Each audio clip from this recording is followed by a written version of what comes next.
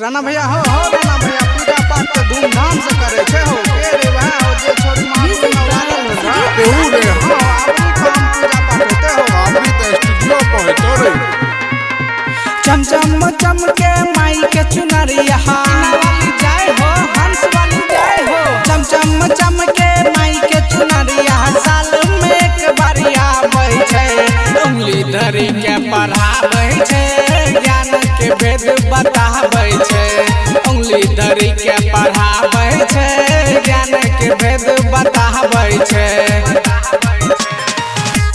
प्रेम से बोलिए सरस्वती माता की जय।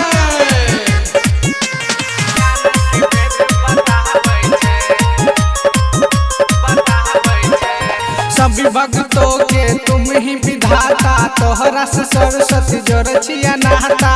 भक्ति के परिणाम दो मैया चरण में शरण दियो मैया हंस वाली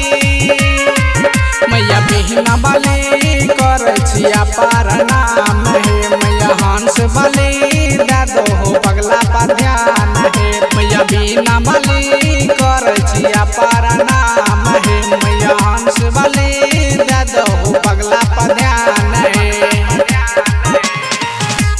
प्रेम से बोलिए सरस्वती माता की जय।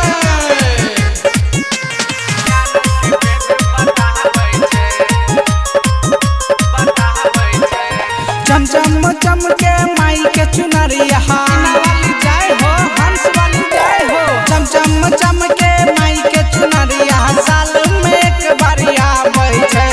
उंगली धरि के पढ़ाबै छै ज्ञान के वेद बताबै छै उंगली धरि के पढ़ाबै छै ज्ञान के वेद बताबै छै।